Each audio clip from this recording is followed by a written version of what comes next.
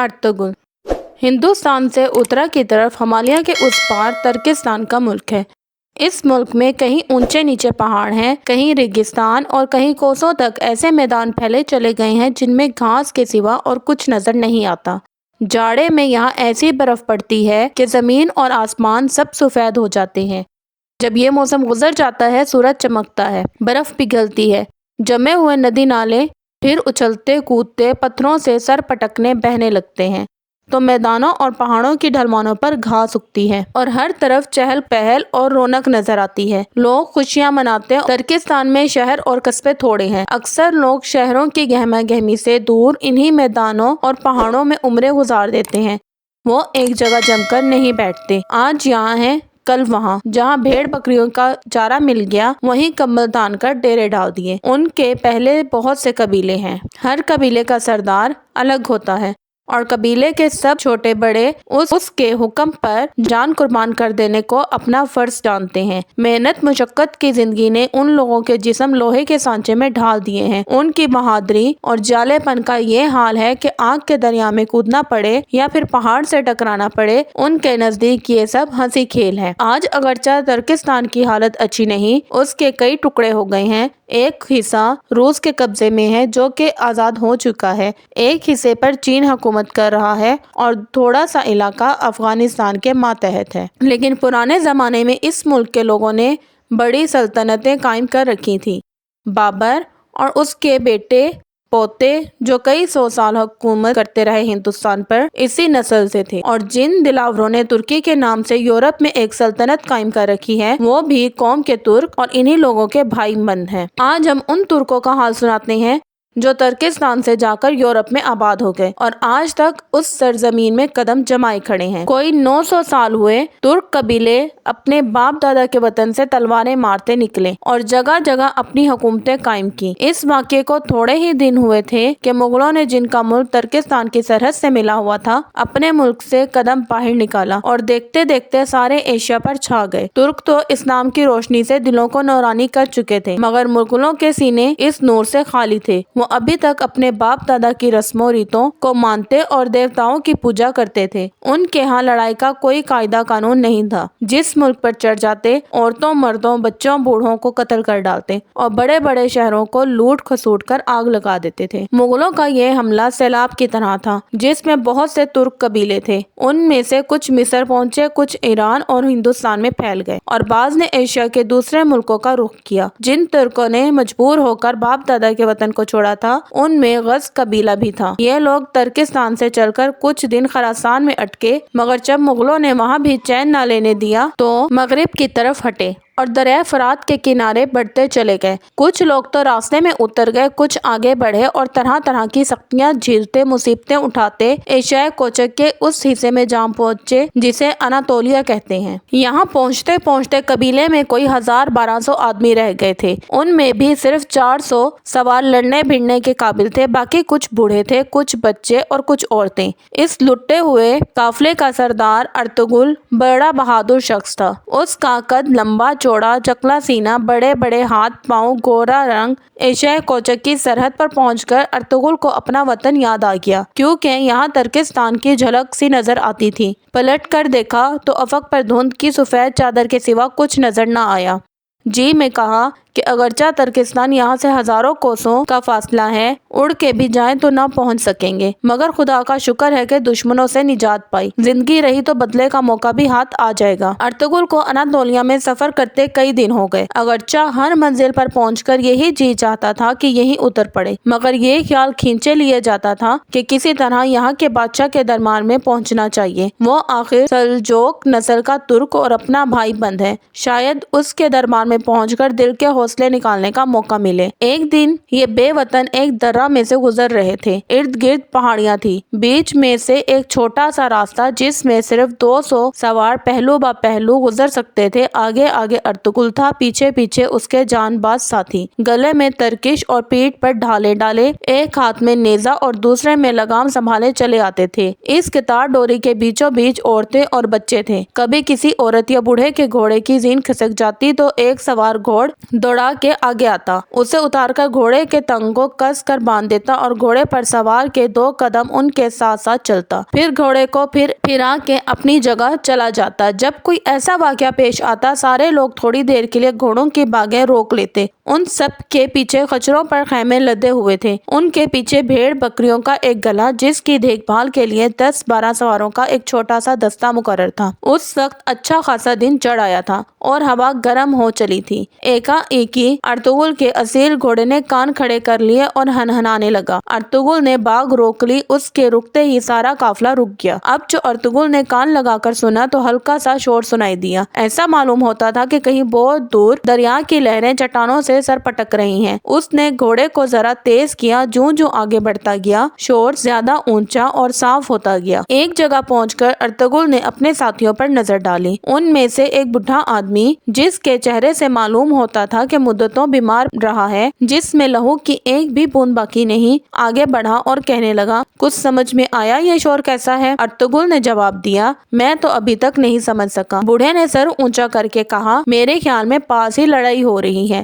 آگے بڑھے چلیں، آپ کو معلوم ہو جائے گا کہ کیا معاملہ ہے۔ کچھ دور جا کر درا ختم ہوتا ہے، یہاں سے آگے اتار تھا اور ایک چھوٹی سی پگڈنڈی جھاڑیوں میں سے گزرتی ہوئی نیچے ایک وادی میں جا پہنچتی تھی۔ یہاں انہوں نے دیکھا کہ وادی میں جہاں تک نظر کام کرتی ہے تلوار چل رہی ہے اور گھوڑوں کے ہنہنانے، تلواروں کی جھنکار اور لڑنے والوں کے نعروں سے آس پاس کی پہاڑیاں بار بار گونج اٹھتی ہیں۔ ارطغرل کی سمجھ میں یہ بات تو نہ آئی کہ یہ لوگ کون ہیں اور آپس میں کیوں لڑ رہے ہیں، لیکن اس نے پہلی ہی نظر میں اتنا جان لیا کہ لڑائی برابر کی نہیں ہے، دوپہر ڈھلتے ہار جیت کا فیصلہ ہو جائے گا۔ دونوں لشکروں میں سے ایک کا رخ مغرب کی طرف تھا، دوسرے کا رخ مشرق کی طرف۔ جو لشکر مشرق کو بڑھ رہا تھا وہ گنتی میں زیادہ تھا، اس کے گھوڑے زیادہ اور مضبوط اور سپاہی بھی زیادہ طاقتور تھے۔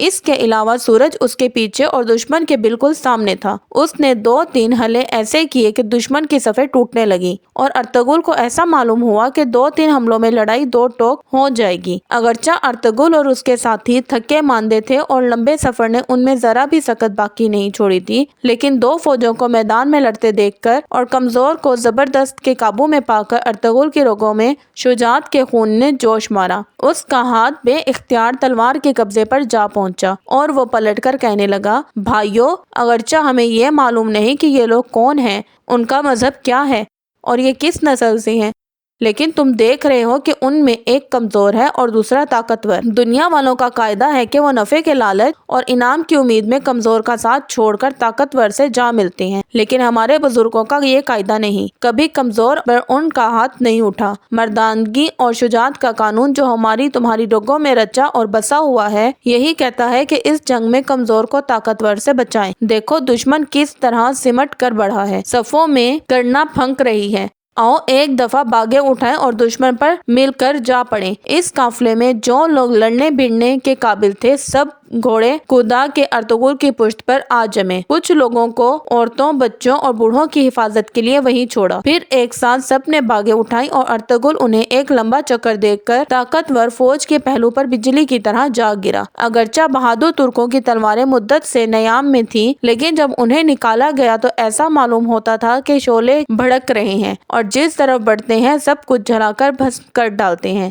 یہ حملہ ایسا اچانک تھا کہ دشمن کا لشکر جو سیلاب کی طرح برابر بڑھا چلا جا رہا تھا، ایکا ایکی رک گیا۔ کچھ سمجھ میں نہ آتا تھا یہ آفت کہاں سے آئی، سوچتا تھا کہ آگے بڑھوں یا پیچھے ہٹوں، بس یہ رکنا غضب ہو گیا۔ ہارنے والوں نے، جن کے قدم اکھڑنے میں تھوڑی ہی کسر باقی رہ گئی تھی، جب ایک چھوٹے سے دستے کو یوں حملہ کرتے دیکھا اور دشمن کو گھبرایا ہوا پایا تو انہوں نے سمجھا کہ ہماری مدد کو فرشتے آسمان سے اتر آئے ہیں۔ اس خیال کے آتے ہی ٹوٹی ہوئی ہمتیں بند گئی اور وہ پھر ہمت کر کے لڑنے لگے۔ اس طرح بڑھے کہ دشمن کی صفیں ٹوٹنے لگی۔ دشمن کی فوج ان گنت تھی۔ ارطغرل اور اس کے ساتھی اس طرح بہتے چلے جاتے تھے جس طرح دریا کا دھارا پتھروں اور کنکروں کو بہائے چلے جاتا ہے۔ وہ اس فوج کی موجوں میں ڈوب ڈوب کر ابھرے اور بار بار صفیں الٹ کے رکھ دیں۔ اب دشمن پر دو طرفہ ایسا دباؤ پڑا کہ اس کے قدم اکھڑنے لگے۔ جو سردار بڑی بہادری سے قدم جمائے کھڑے تھے، انہوں نے جب دیکھا کہ آس پاس لاشیں ہی لاشیں نظر آتی ہیں اور دو طرف سے لشکر بڑھ رہا ہے تو وہ ہمت ہار گئے اور اس طرح سر پر پاؤں رکھ کر بھاگے کہ پیچھے پلٹ کر نہ دیکھا۔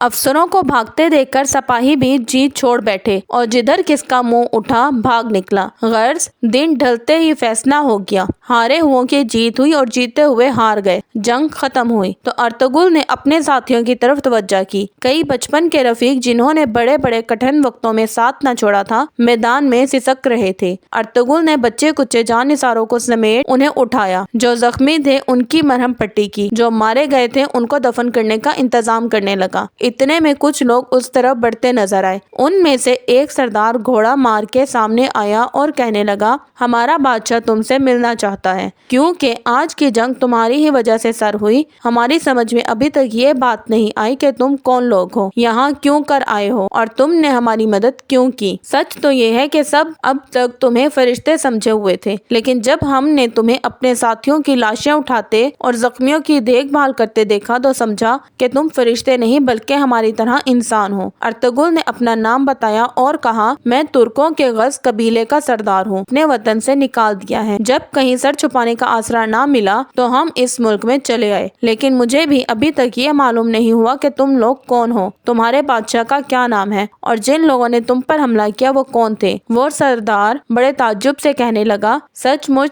تمہیں اتنا بھی معلوم نہیں؟ ہم سب تمہاری طرح ترک ہیں۔ ہمارا بادشاہ علاء الدین کیقباد سلجوقی خاندان کے ترک بادشاہوں کی نسل سے ہے، جنہوں نے ایک زمانے میں ترکستان سے سمندر کے کنارے تک سارے ملک پر قبضہ کر لیا تھا، اور یہ لوگ مغل تھے جو دوسرے اسلامی ملکوں کو تباہ کر کے ہمارے ملک پر چڑھ آئے تھے۔ یہ کہہ کر وہ سردار ارطغرل کو اپنے بادشاہ کے پاس لے گیا۔ وہ ارطغرل سے بڑی مہربانی کے ساتھ پیش آیا اور اس کی بہادری اور مردانگی کی بڑی تعریف کی۔ سلجوقی بادشاہ کی مہربانی سے ارطغرل اور اس کے ساتھیوں کے دن بڑے امن اور چین سے کٹنے لگے، لیکن یہاں بھی ان ترک بہادروں نے اپنے باپ دادا کے طریقوں کو نہ چھوڑا۔ انہیں شہروں میں رہنا پسند نہیں تھا، اس لیے گرمی کے موسم میں بروسا کے شہر کے پاس ایک میدان میں خیمے گاڑ دیے۔ وہ بھیڑ بکریوں کے گلے چراتے پھرتے۔ جب جاڑا شروع ہوتا اور بروسا کے آس پاس چارہ نہ ملتا تو سکاریا کی وادی میں اٹھ جاتے اور سردی کے دن وہیں گزارتے۔ مغلوں نے ترکوں کے ہاتھ سے بڑی سخت شکست اٹھائی، اس لیے ان کے دل میں یہ پھانس بڑا کھٹک رہی تھی کہ موقع ملے تو کسی طرح ترکوں سے شکست کا بدلہ لیں۔ روم کے عیسائی بادشاہ جن سے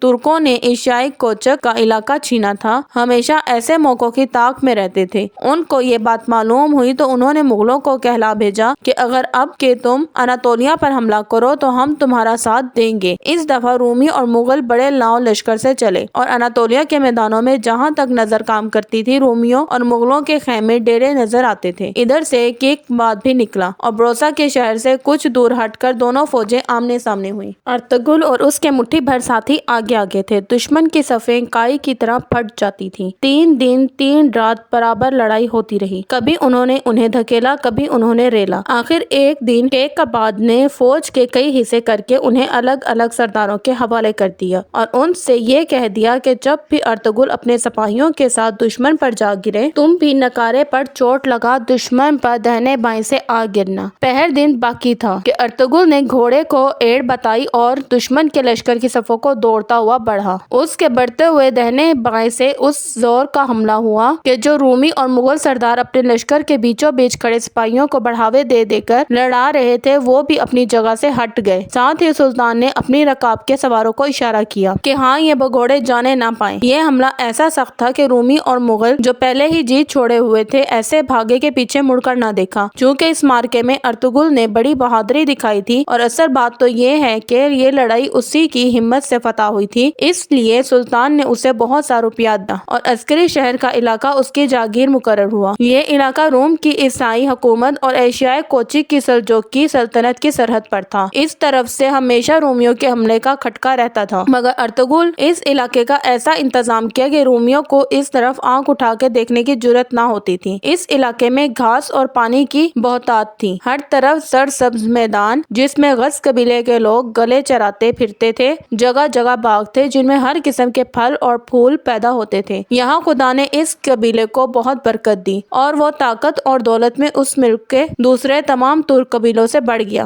کچھ عرصے کے بعد ارطغرل کو موت کا بلاوا آ گیا اور اس کی جگہ اس کا بیٹا عثمان قبیلے کا سردار مقرر ہوا۔ اسے ارطغرل کی نیت کا ثمر کہہ لو یا کچھ اور کہ یہ پردیسی جو میدانوں کو الٹ کر ہزاروں کوسوں کے فاصلے سے یہاں آئے تھے 650 سال ایشیا اور یورپ کی قسمت کے مالک بنے رہے۔ ترکی کے سلطان جو ارطغرل کے بیٹے عثمان کے نام پر عثمانی ترک کہلاتے ہیں اسی بہادر شخص کی نسل سے تھے۔ اگرچہ اب عثمانی خاندان میں حکومت نہیں رہی لیکن ارطغرل کے قبیلے کے لوگ آج بھی ترکی پر حکومت کر رہے ہیں اور ایشیا اور یورپ کے دونوں براعظموں میں قدم جمائے کھڑے ہیں۔